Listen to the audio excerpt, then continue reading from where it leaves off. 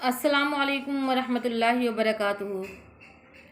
Programme اسلام اور خواتین میں میں رضوانہ عبید ایک بار پھر آپ کا خیر مقدم کرتی ہوں، اور آج ہماری گفتگو کا موضوع ہے اعتکاف۔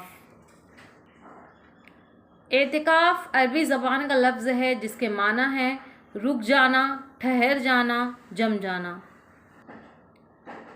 کسی چیز کے لیے اپنے آپ کو وقف کر دینا، اور قرآن میں اعتکاف کا لفظ عاکفین آیا ہے۔ اصطلاح میں ہم کہہ سکتے ہیں کہ اعتکاف کے معنی ہے اپنے آپ کو وقف کر دینا اللہ کو راضی کرنے کے لیے۔ نبی صلی اللہ علیہ وسلم اعتکاف رمضان کے آخری عشرے میں کیا کرتے تھے، اس لیے یہ سنت کفایہ ہے۔ اگر ایک نے بھی رکھ لیا تو سب کی طرف سے ہو گیا، اور اگر ایک نے بھی نہیں رکھا تو سب مجرم ہوں گے۔ تو ہم یہ کہہ سکتے ہیں کہ اعتکاف نام ہے اپنے آپ کو ایک جگہ وقف کر دینا، گوشہ نشینی اختیار کر لینا، اللہ کو راضی کرنا۔ حالانکہ امام غزالی نے کہا ہے کہ جس کو چاہیے کہ وہ اپنے دین کو مضبوطی سے تھامے رکھے تو اس کو چاہیے کہ وہ حقوق العباد کو بھی اچھے سے پورا کرے۔ لیکن چونکہ رمضان کا معاملہ تھوڑا مختلف ہے 11 مہینے سے۔ رمضان نام ہے عبادت کا، اپنے رب کو راضی کرنے کا، اور اللہ تعالیٰ 11 مہینے سے کئی گنا زیادہ اس کا ثواب بھی رمضان میں دیتا ہے۔ 20ویں رمضان کو سورج غروب ہونے سے پہلے اپنے آپ کو کسی جگہ وقف کر دینا، یا مسجد میں چلے جانا، یا کسی گوشے میں بیٹھ جانا، یا کوئی ایسا کمرہ ہے وہاں بیٹھ جانا، اور 30ویں رمضان کو یعنی چاند نکلنے کے بعد، عید کا چاند نکلنے کے بعد، سورج غروب ہونے کے بعد وہاں سے نکلنا اور تب تک اللہ تعالیٰ کی عبادت کرنا، یہی اعتکاف ہے۔ نبی صلی اللہ علیہ وسلم نے فرمایا کہ جس نے خشوع و خضوع کے ساتھ اعتکاف کیے گویا اس نے 2 حج اور 2 عمرے کیے۔ قال اللہ تعالیٰ فی القرآن المجید یا ایھا الذین آمنوا کتب علیکم الصیام کما کتب علی الذین من قبلکم لعلکم تتقون۔ اے ایمان والو، تم پر روزے فرض کیے گئے جس طرح تم سے پہلے کے لوگوں پر بھی فرض کیے گئے تھے تاکہ تم تقوی اختیار کرو۔ دیکھیے، روزے کا جو مقصد ہے سیم مقصد اعتکاف کا ہے، تقوی اختیار کرنا، اپنے آپ کو ہر غلط کام سے، ہر برائی سے، ہر طرح کی برائی سے بچنا اور اپنے آپ کو روکنا۔ یہ جو اعتکاف ہے یہ صرف امت محمدیہ کے لیے نہیں ہے، بلکہ زمانے جاہلیت میں بھی اس کا رواج تھا۔ ایک مرتبہ حضرت عمر فاروق رضی اللہ تعالیٰ عنہ نے نبی صلی اللہ علیہ وسلم سے کہا کہ اللہ کے رسول، میں نے ایک نظر مانی تھی، ایک منت مانی تھی کہ اگر میری یہ منت پوری ہو گئی تو میں حرم میں جا کے ایک رات گزاروں گا۔ تو نبی صلی اللہ علیہ وسلم نے کہا کہ تم اس کو پورا کرو۔ کیا اعتکاف سب رکھ سکتے ہیں؟ تو میں آپ کو بتا دوں، اعتکاف کے لیے شرط ہے مسلمان ہونا، عقل مند ہونا۔ بالغ ہونا شرط نہیں ہے، بشرط یہ کہ وہ عقل مند ہو۔ اسی طرح خواتین اگر اعتکاف رکھنا چاہیں، اعتکاف میں بیٹھنا چاہیں تو بیٹھ سکتی ہیں اپنے گھر کے کسی کونے میں۔ چونکہ مسجد میں بھی بیٹھا جا سکتا ہے لیکن وہاں پہ فتنے کا اندیشہ ہے، اس لیے وہ گھر میں کوئی کونا یا گھر کی کسی جگہ میں ایک کونے میں اپنی جگہ بنا لیں۔ سورہ بقرہ آیت نمبر 187 میں اللہ تعالیٰ نے فرمایا وَلَا تُبَاشِرُوهُنَّ وَأَنْتُمْ عَاكِفُونَ فِي الْمَسَاجِدِ تِلْكَ حُدُودُ اللَّهِ فَلَا تَقْرَبُوهَا كَذَلِكَ يُبَيِّنُ اللَّهُ آيَاتِهِ لِلنَّاسِ لَعَلَّهُمْ يَتَّقُونَ۔ جب تم حالت اعتکاف میں بیٹھو یا حالت اعتکاف میں مسجد میں ہو تو تم بیوی سے مباشرت نہ کرو، یہ اللہ تعالیٰ کی بادی ہوئی حد ہے، تم اس کے قریب بھی نہ بھٹکنا۔ اسی طرح اللہ تعالیٰ نے اپنی آیات کو واضح کر دیا تاکہ لوگ تقوی اختیار کریں۔ اس سے یہ پتہ چلتا ہے کہ اعتکاف مساجد میں ہے۔ اگرچہ اعتکاف رمضان کے علاوہ بھی ہو سکتا ہے، لیکن رمضان میں فرض کفایہ ہے، اور اعتکاف 1 دن کا بھی رکھ سکتے ہیں، یعنی اعتکاف کے لیے 1 دن بھی بیٹھ سکتے ہیں اور 10 دن بھی۔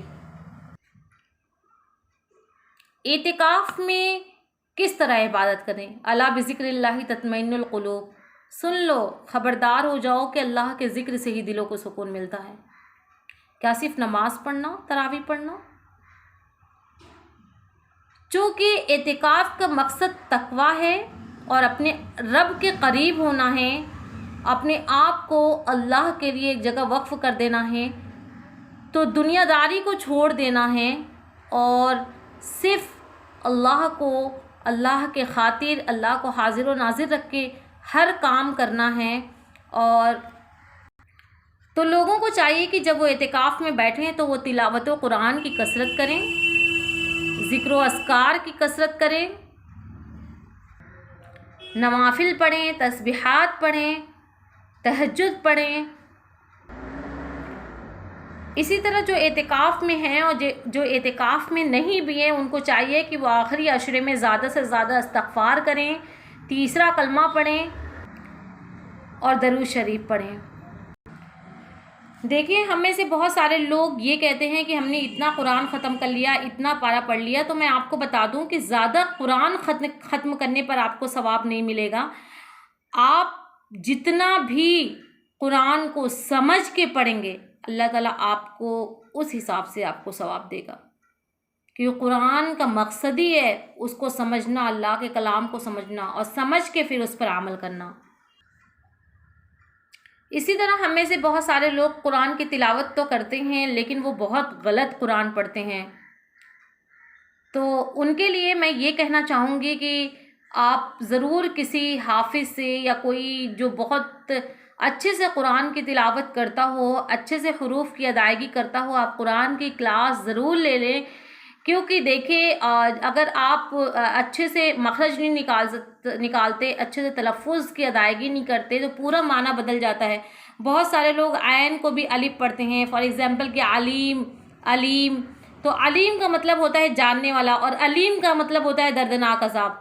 تو اگر ہم یہ کہیں واللہ علیم خبیر کہ اللہ تعالیٰ دردناک عذاب ہے، تو پوری طریقے سے میننگ چینج ہو جاتی ہے۔ تو اس چیز کا بھی ہمیں خیال کرنا ہے اور اپنے قرآن کو درست کرنا ہے۔ بے شک ہم بہت ساری ڈگریاں لینے کے لیے بہت ساری کلاسز لیتے ہیں۔ دیکھیں، آپ چاہیں جتنی بھی لے لیں اور کچھ بھی کر لیں، لیکن اگر قرآن کو آپ اچھے سے نہیں پڑھ پا رہے ہیں تو آپ کے پیدا ہونے کا جو مقصد ہے اس سے بھی آپ محروم ہو جائیں گے۔ کیونکہ اللہ تعالیٰ نے قرآن مجید میں فرمایا وَمَا خَلَقْتُ الْجِنَّ وَالْإِنسَ إِلَّا لِيَعْبُدُونَ، کہ اللہ تعالیٰ نے صرف اور صرف کس لیے پیدا کیا ہے؟ اپنی عبادت کے لیے۔ عورت کے اعتکاف کے تعلق سے میں آپ کو بتاؤں کہ نبی صلی اللہ علیہ وسلم نے کہا کہ ان کے زمانے میں بھی یہ باتیں ثابت ہوتی ہیں کہ نبی صلی اللہ علیہ وسلم کے زمانے میں بھی امہات المومنین نے اعتکاف رکھا اور بعد میں بھی وہ اعتکاف میں بیٹھی۔ ہاں، لیکن دونوں صورتوں میں، ایون ان کی زندگی میں بھی اور وفات کے بعد بھی، اور دونوں صورتوں میں امہات المومنین نے اعتکاف مسجد میں رکھا ہے، مسجد میں بیٹھی ہیں۔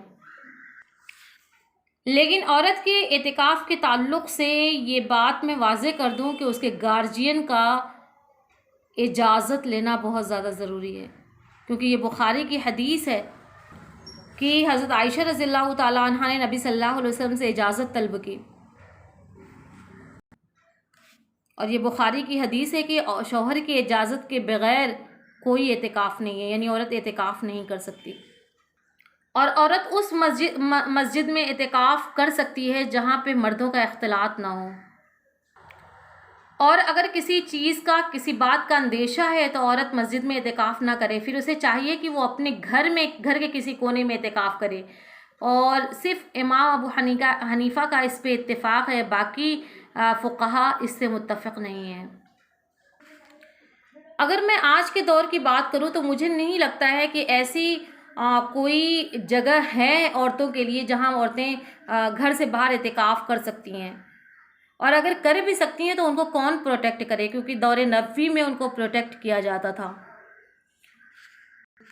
حضرت عائشہ رضی اللہ تعالیٰ عنہ فرماتی ہیں کہ نبی صلی اللہ علیہ وسلم نے فرمایا کہ اعتکاف کرنے والوں کے لیے جائز نہیں ہے کہ وہ مباشرت کرے یا کسی مریض کی عیادت کرے یا جنازے میں شریک ہو۔